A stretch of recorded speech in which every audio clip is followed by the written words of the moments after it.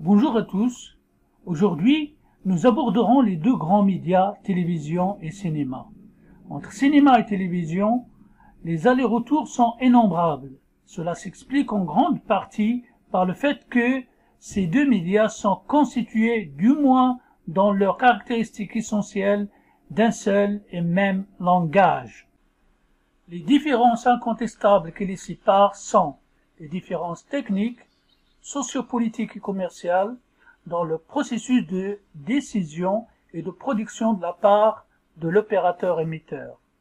Les différences psychologiques, affectives et de perception en ce qui concerne les conditions de réception spectateur.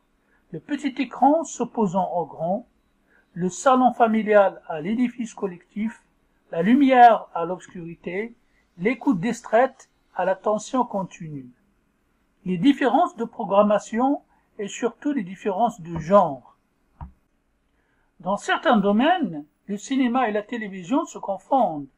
Le public moyen ne distingue pas clairement la dimension dramatique spécifique de la télévision. Les écrans de télévision se transforment en salles de cinéma car chaque année on peut y voir des milliers de films faits pour le cinéma et on considère ce phénomène comme étant naturel. La distribution cinématographique se divise en trois temps: la projection en salle, le passage à la télévision et la distribution en vidéo. Un délai doit être respecté entre chacune de ces étapes. En fin de compte, les films de cinéma passent plus de temps dans les salons que dans les salles obscures.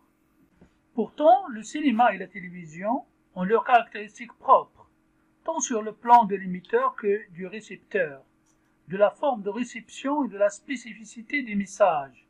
Nous allons nous attarder un peu sur ce sujet. Nous verrons aussi que la technique évolue et bouscule les arts visuels. Le concept même de communication a évolué. Disons donc que le cinéma et la télévision sont deux versions d'un même langage, différents du point de vue technologique et social, qui se définit par le principe de combiner paroles, musique, bruit, mentions écrites, images en mouvement, etc. Avec l'arrivée de la vidéo haute définition, les chemins du cinéma et de la télévision se croisent sur le plan technique. Le scénariste, en tout cas, doit savoir s'il écrit pour le cinéma, grand écran, ou pour la télévision, petit écran, du moins théoriquement. Il est clair que nous ne parlons pas seulement de dimension écran, mais de bien d'autres facteurs. Nous en analyserons sommairement quelques-uns. Il faut considérer aussi que tant le cinéma que la télévision sont des industries, que ces deux médias se situent toujours dans des contextes idéologiques et d'une manière générale maintiennent et stabilisent un ordre établi. Certains films toutefois sortent de la norme et dérangent, par exemple Agenda occulte de Ken Loach réalisé en 1991. La télévision et le cinéma sont des industries qui produisent et véhiculent ce que l'on appelle la culture de masse, et elles dépendent de trois facteurs essentiels durant tout le processus de communication. Le premier facteur, c'est l'opérateur ou l'émetteur, c'est-à-dire qui émet le message. Le deuxième facteur, le récepteur ou public, qui reçoit le message. Troisième facteur, les moyens techniques employés, grâce auxquels on transmet le message. Ce qui caractérise la culture de masse est sa portée, sa diffusion, c'est-à-dire sa capacité à joindre un très grand nombre de personnes en même temps. Cette culture de masse, fruit du progrès technique, s'est transformée en phénomène culturel sans précédent dans l'histoire. Et pour cette raison, on se pose toutes sortes de questions à propos de ces arts nouveaux, de ces nouveaux moyens de communication. L'émetteur ne peut éviter d'être porteur d'idéologie. Aussi indifférent puisse-t-il feindre de se montrer à cet égard, c'est une question d'éthique. Le public s'imprègne du message comme une éponge et réagit de manière à garantir le succès ou l'échec des programmes. C'est une question de dialectique. L'industrie audiovisuelle fonctionne comme un art avec de profondes implications éthiques, idéologiques esthétique et dialectique. Parlons maintenant de l'émetteur ou l'opérateur. Dans le cas de la télévision, l'opérateur est le propriétaire ou le gérant de la concession d'un canal de diffusion ou encore l'entreprise qui exploite commercialement ce canal. Prenons l'exemple du Brésil où l'exploitation des moyens de diffusion, des images et du son est le monopole du gouvernement fédéral. Seul le gouvernement a le pouvoir d'autoriser une entreprise privée à exploiter les moyens de communication sous forme de concessions accordées pour une durée limitée, voire même à titre précaire, ce qui veut dire qu'il peut révoquer à tout moment cette autorisation. Le département national des télécommunications contrôle la distribution des licences aux entreprises privées et aussi son fonctionnement à travers le réseau national des émetteurs, ce qui signifie que toutes les stations de radio et de télévision sont contrôlées 24 heures sur 24 par l'État. Les conditions requises pour qu'une entreprise obtienne une licence, une concession pour un canal de radio ou bien de télévision sont les suivantes. Tous les partenaires de l'entreprise doivent être brésiliens de naissance, et l'importance du capital social décidera de la puissance et la portée de l'émetteur. Ainsi, pour une plus grande portée et une plus grande puissance, il sera exigé un capital plus important. La portée d'un émetteur, la couverture territoriale correspond au capital du groupe concessionnaire. La nationalité et le capital conditionnent ainsi la concession. Nous constatons que ceci est le cas dans presque tous les pays du monde. Pourtant, ce raisonnement est une demi-vérité. En réalité, ce sont les gouvernements et les gouvernants et non l'État qui distribue et contrôle les émetteurs de télévision. Facteurs politiques, manque de perspective, opportunisme des gouvernants et manœuvres des entreprises peuvent favoriser certains groupes au détriment d'autres, parfois bien plus compétents, plus riches et plus stables, et qui pourraient contribuer considérablement à l'amélioration du modèle artistique et culturel de la télévision, en plus de favoriser le marché du travail dans ce secteur. En général, la guerre de l'audience n'améliore pas la qualité réelle des programmes. Pourquoi?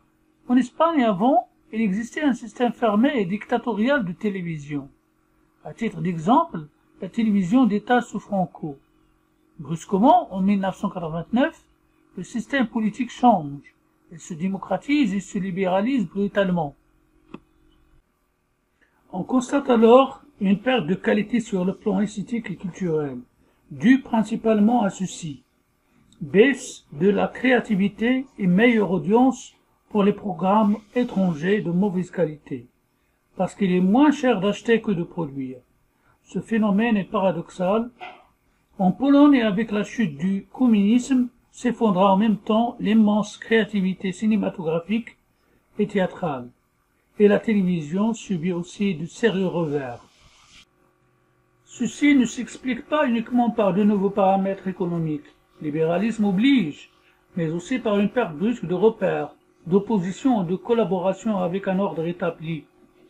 Ce phénomène se produisait également à des niveaux différents en France, en Italie et en Angleterre. La production est en crise. La réalité est que la plupart des chaînes de télévision préfèrent acheter les programmes plutôt que de les produire, ce qui fait que le message culturel et idéologique n'est ni bon ni mauvais, simplement étranger, avec comme conséquence la dépersonnalisation du spectateur.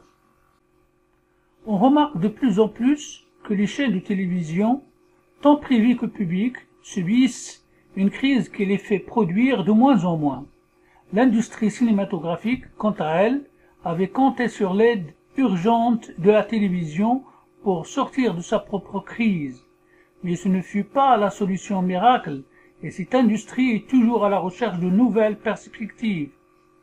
Pendant ce temps, les télévisions se livrent à une concurrence effrénée entre elles, par exemple en créant ou en adaptant des jeux télévisés ou des formules de divertissement aux horaires nobles qui pourraient être occupés par la fiction ou le documentaire. Il n'y a pas de raison de désespérer, mais pour l'instant, de nombreux scénaristes écrivent des jeux télévisés. En Europe et en Amérique latine, de manière générale, la production cinématographique dépend d'un système de subvention de l'État. Ce système est une lame à double tranchant. C'est d'un côté, cela préserve une industrie nationale de cinéma face à l'invasion du cinéma étranger, essentiellement américain, qui étouffe petit à petit les réalisateurs et les producteurs de nombreux pays. D'un autre côté, la distribution des aides de l'État peut être aléatoire, injuste ou encore retarder des projets. Projets qui peuvent aussi subir une censure pour des raisons d'ordre éthique ou esthétique, pour être non conformes aux opinions des décideurs.